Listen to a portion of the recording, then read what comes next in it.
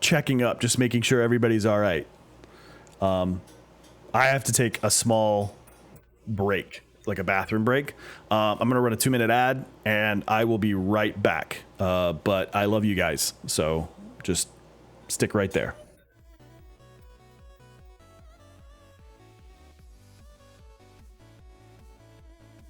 It's Ren. Hello, Ren. How are you? Hello?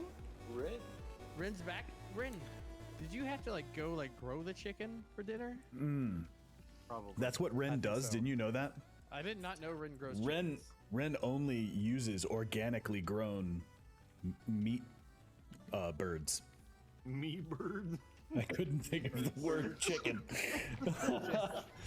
That was horrible.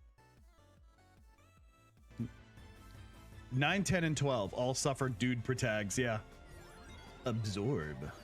Steal. Sword art. He doesn't have a sword art yet. Attack. Doesn't have anything. It has my girlfriend. Okay. Alright, here we go. He's just fucking toxic shit. I'm taking the hit. Oh, he's running away. He's checking the wrong door. He's checking the wrong door. Let's go. Let's go, lesbians. Let's go. Duggar, this is your hit to take. You have borrowed time still. No, we got it. We got it. Alright. Oh, wait. Block him. I'm gonna body block him. What?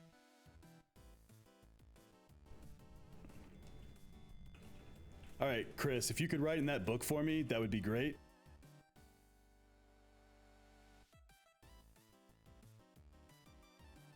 Okay, real talk. Real talk. What are we Fruit doing? by the foot or fruit roll up? Oh. Ugh. Shit, that's a hard Oh. one. I think fruit roll up in my opinion. My thing is fruit roll up because it comes in the little, like, you peel the shapes out, Yeah. you know? Yeah. So then you can create a cool, diorama and then eat it. Whereas fruit by the foot just hangs out of your mouth like a long tongue. Yeah, it kind of. Oh man, I am your good old fashioned Tennessee fat strong. So, seeing as we don't You have know? any family of our own, how about you I'm not gonna win a bodybuilding contest, but I can lift a tractor. Are your parents still around? Full rock. Hey Bill, have you heard about that new perk?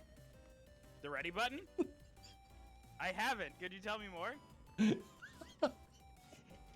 So Michaela was telling me about this really cool new perk that you get. Is it like when you hit the ready button, the game starts? Listen, give me a second. I haven't done a build in an actual character for a long while. Oh. I keep thinking he's talking to you. Chris Martinez, you here, buddy? Are you here? Ah! Fuck me, dude!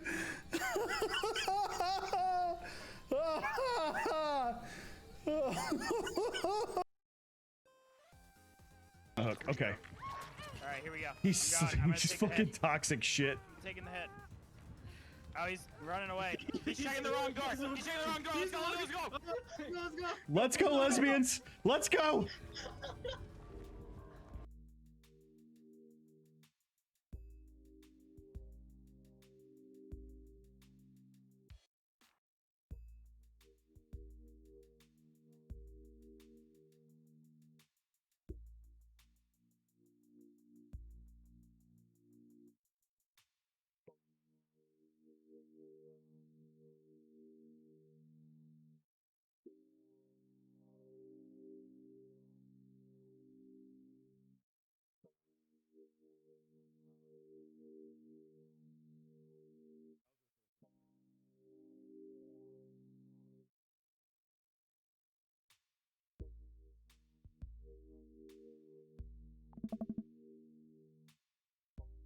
Hey, you were correct. I did mute myself. I think the browser source for that clip player was broken. but I'm not gonna like fix it midstream. Unless you guys like want to see how that's done, or even if I can. So we're just gonna ignore it. So.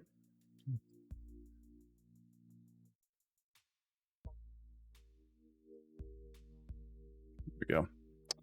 Anyway, what we are gonna do is play some more Dream Daddy because I'm having a blast. I don't know about you guys, but this game is literally built for me. It is nothing but dad puns and hilarious references.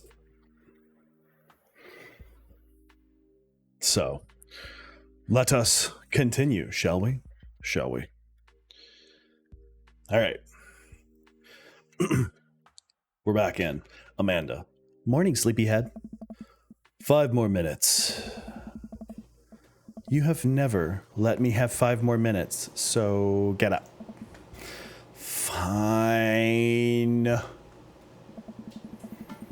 We have cereal for breakfast and spend the morning putting together furniture. All right. That's something I do have to fix, actually.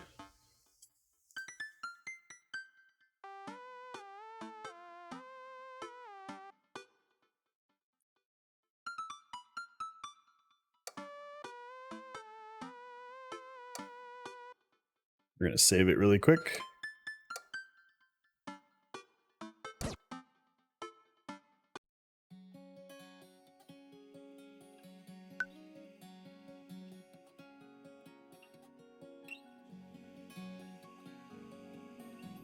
How does the game sound for everybody else?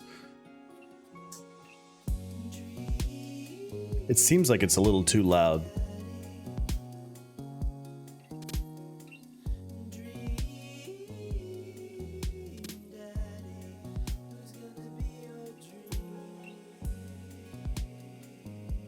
Okay.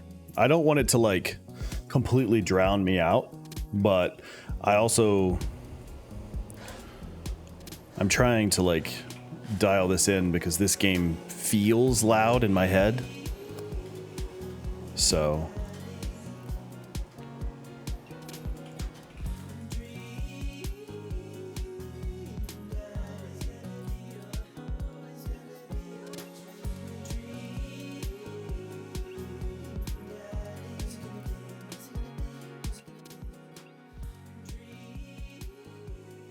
I feel like that's a lot better. At least in my head, it's a lot better.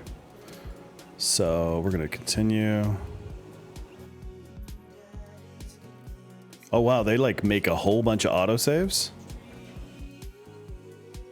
Very cool. That's cool. So you like can go back and make decisions differently. That's interesting.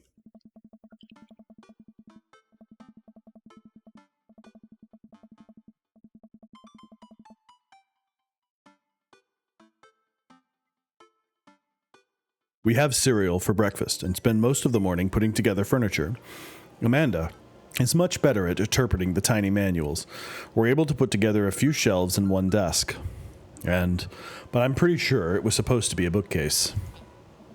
So, you excited for the cookout today? This is definitely me. Like, this is 100% me. I'm all over those terrible store-bought sugar cookies that everybody brings to parties. Yeah, those are bad. The ones she's talking about are the cake cookies. Never buy them. They are bad. Stop buying cake cookies. The ones with like the 1,000 pounds of frosting on top of them. They're soft, gooey, horrible, terrible cookies. Don't buy them. Just get chocolate chip. Just get chocolate chip cookies. Or sugar cookies. Do not buy those cake cookies. They're the worst. Alright. That's my rant for the day. It's not. I'm going to have another one. It's fine.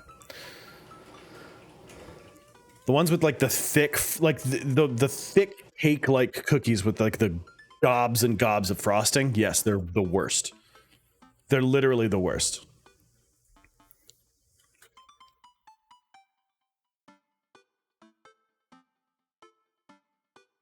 Ugh. Ugh. Ugh. All right. Amanda. Yeah, those are bad. Which means there are more for me. Don't you want to meet some of the people in the neighborhood? I'll probably end up standing uncomfortably in the corner with a plate of food. Hopefully nobody talks to me. I love snickerdoodles. I love snickerdoodles. They're so fucking good. Dad, you're a beautiful work in progress. We will get that butterfly to emerge from a cocoon.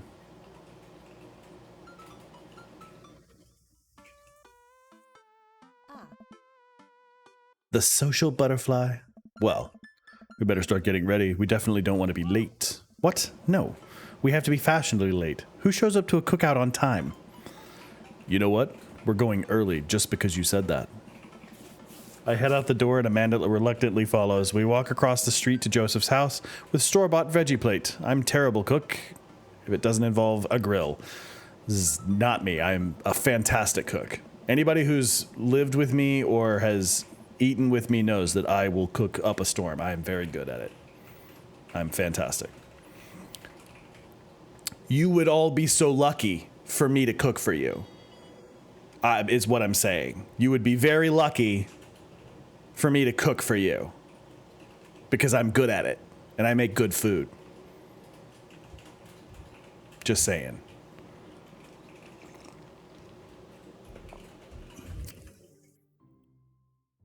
I guess we're not as early as we thought we were. Joseph's backyard is already packed with people. The smell of hot dogs wafts through the air. Small children run through a sprinkler and adults chat in small clusters. I set our veggie plate down on a table with 2 other veggie plates. Huh. Hey, there's Joseph. I wave to get his attention. The moment he sees us, he jogs over, arms open wide. Welcome! I'm so glad you two are here. And you brought veggies! Let me introduce you to my family. Kids, come over here. This is Chris, my eldest. Hi. This is Christian and Christy. They're twins. They creepily stare and say nothing. Then, of course, there's our youngest, Krish. Wait, where is Krish? Maybe somebody put him in this crib.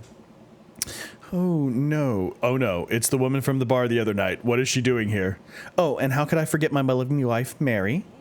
Joseph pecks her on the cheek, and she smiles. Mary, sweetheart, did you put Krish to bed? I'll have to go look for him. What? You'll have to... Joseph takes a moment to regain his composure. Mary, this is our new neighbor, Matt, and his daughter, Amanda. I'd shake your hand, but I have a glass of wine and I need to tend to. I love her. Nice to meet you, Mary, for the first time. Charmed. Well, I'll have to go over there now. Mary leaves. Oh, God, this is so awkward. I wonder if Joseph knows. I wonder if Mary knows that Joseph knows. I wonder if Joseph knows that Mary knows that I know. Penala vodka? I can do that. I can do that. I can do it from scratch. I can make the noodles from scratch. Don't test me.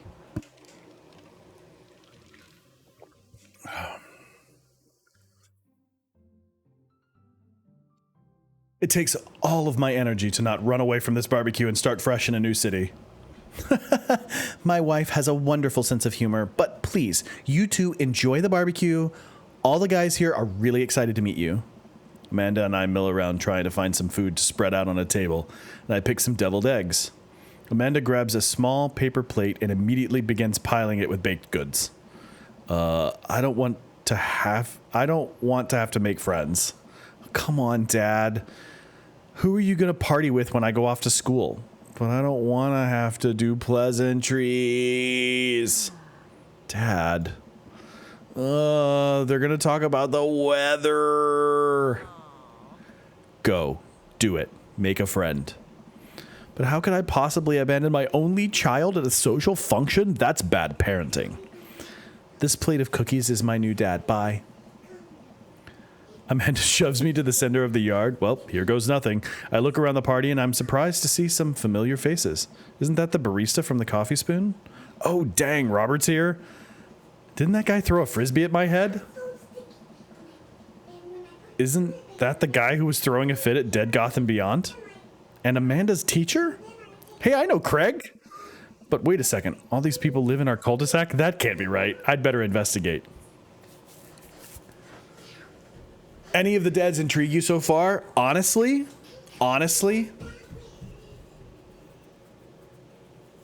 The copy shop barista guy, I think. Like Matt and probably like Brian.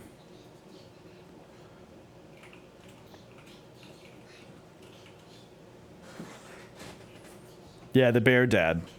Like Matt and Brian, I think, are probably the biggest. I think Craig is probably going to be the most fun to voice act.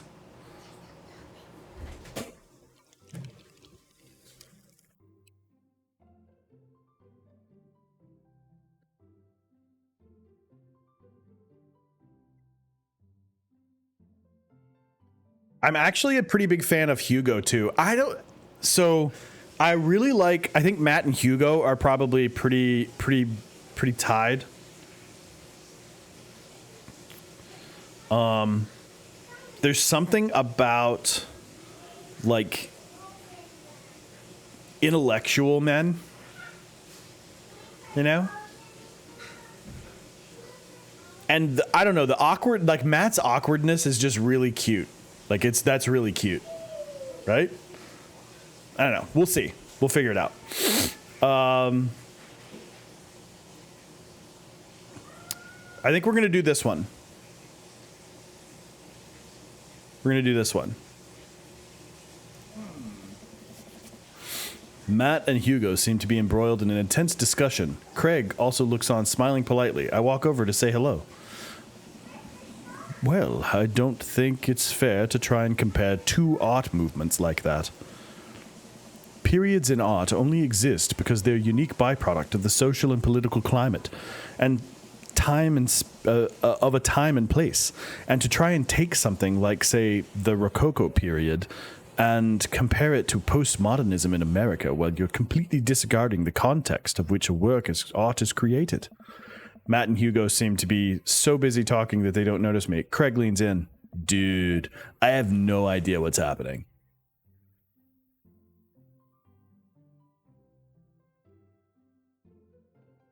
Gotta go pick up my boyfriend now.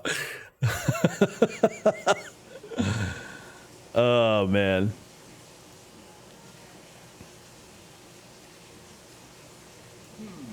That kind of comparison just eliminates the reason art movements are so important in the first place. You're not wrong. Wait. What was Matt's voice again? Oh, you're not wrong, but I think there's no harm in comparing one work of art to another. You could definitely say one painting is better than another if you're evaluating technical skill from a purely formalist standpoint.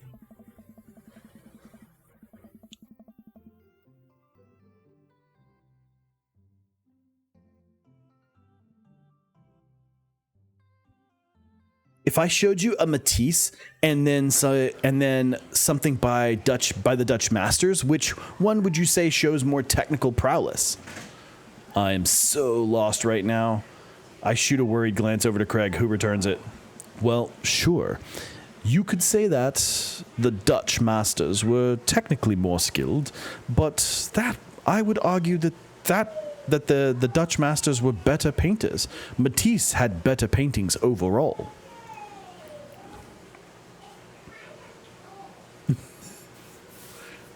Okay. Well, that's pretty subjective.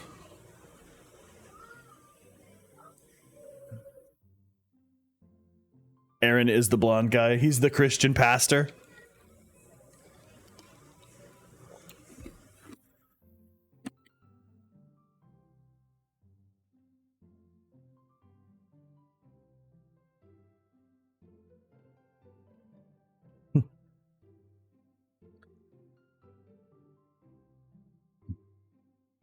Well, that's...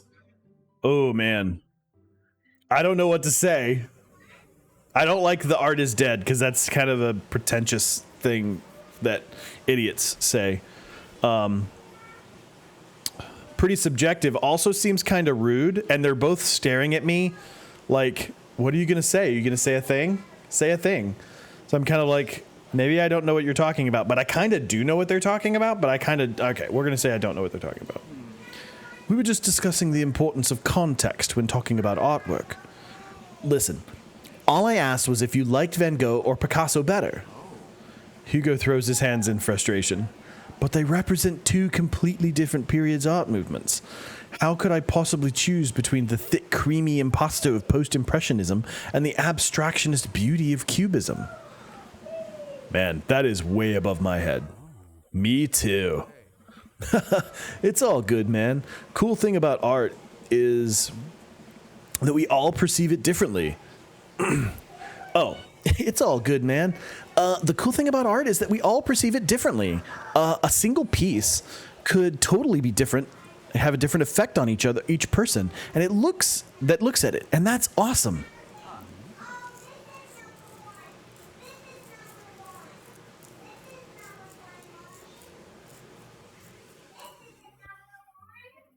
I said that he had a Steve Urkel vibe, proceeded to throw a Paris Hilton, that's hot, after I said that. Oh my God. Have you ever listened to Paris Hilton like actually talk outside of playing whatever dumb role she's in? She's like fucking on it, dude. She's really, really smart. She knows her shit.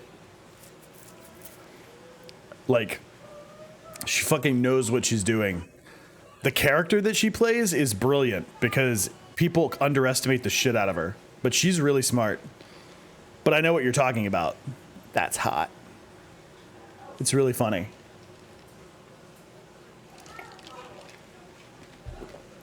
Oh, wow.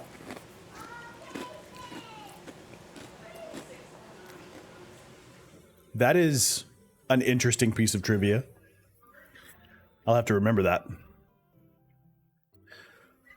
Just 1 minute about that. Hugo, please. Sorry. I get all fired up about art stuff. Matt, how are you liking the neighborhood? It's pretty nice. Everybody's been super friendly. Seems like your daughter's fitting in just fine. Matt points across the yard where Amanda, Daisy, and another young girl are playing. They're all sitting cross-legged in the grass, picking weeds and weaving them into little flower crowns. It's pretty adorable. The girl I don't recognize jogs over to us. What is it, sweetheart? Oh my God, Matt's daughter is so cute. No! It's a flower crown. I thought it looked cute in it. Well, there's only one way to find out. Matt takes the flower crown and places it on top of his head. Am I cool now? The girl stares at him, thinking it over. Nope. But you're slightly less uncool than you were before you put it on. Hey, Matt, this is my daughter. Hello. I'm Carmenista. I know!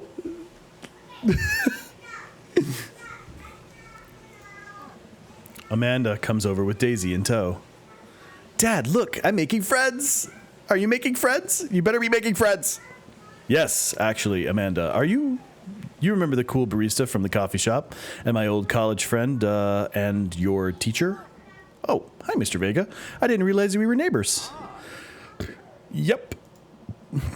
You still gonna get me that overdue term paper? Ha! Great seeing you. Amanda finger guns her way out of the conversation like a champ. Yeah. Oh my God, she learned the finger gun move from me. I'm very proud. She's definitely a charmer. Speaking of which, where did my son go?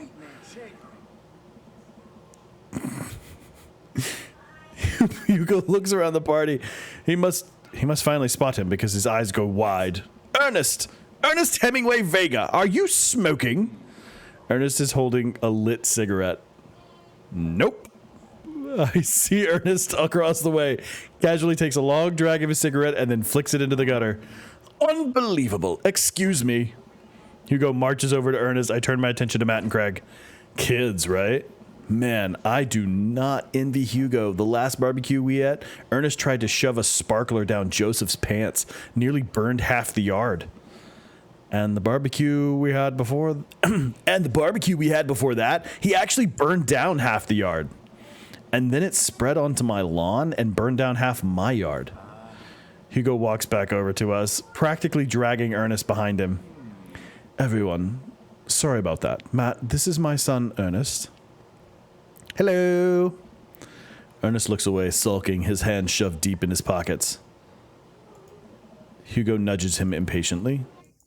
Hey. Nice to meet you, Ernest. What grade are you in? Does it matter? Ernest! Okay, I'm in 8th grade. God, are you happy now? I'm sure you were just dying to know. Yeah, good for you. Can I go now? I'm tired of talking to old dudes who blame my generation for the failing economy. Ouch. Ernest! Oh, yeah, because I'm totally embarrassing you. Ernest puts earbuds in and storms off to stand in the corner. Well, that was certainly something. He seems nice. Hugo puts his head in his hands and sighs. Oh no, poor Hugo. I'm so sorry. He's having a really tough time. As much as I want to be the cool dad, I have to be the authoritarian dad, and he clearly resents me for it. I mean, I think as a dad and a teacher, that's about as authoritarian as you can get. Honestly, are any of us cool dads? Is it even possible to be a cool dad? Says the man with the flower crown on his fucking head.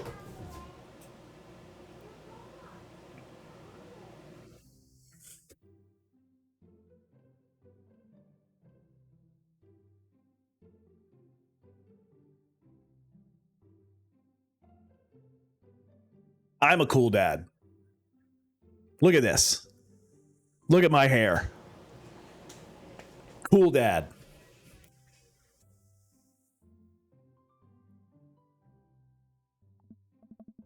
What?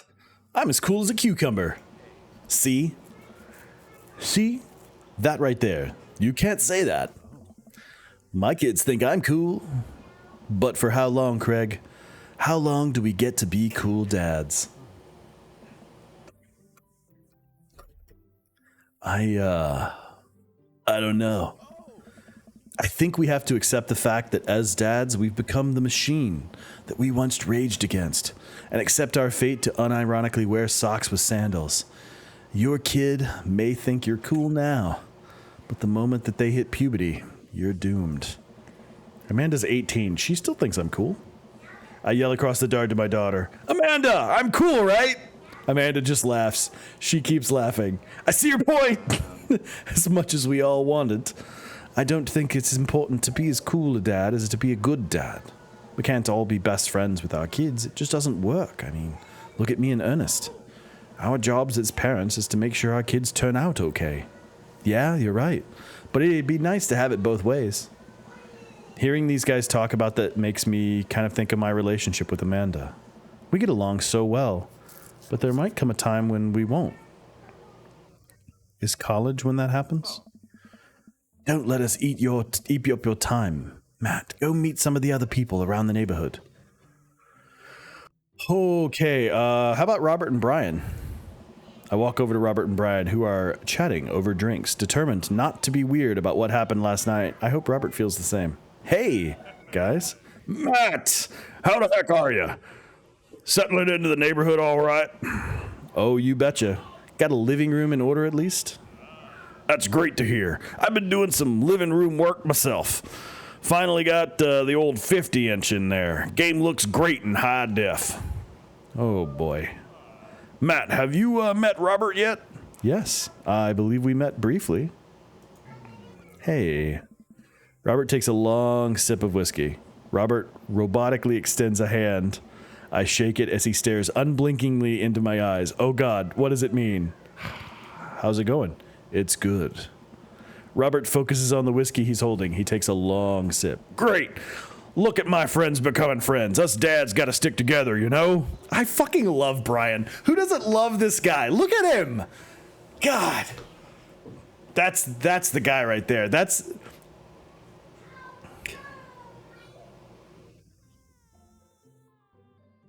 Bear and Himbo vibes. Have you met me?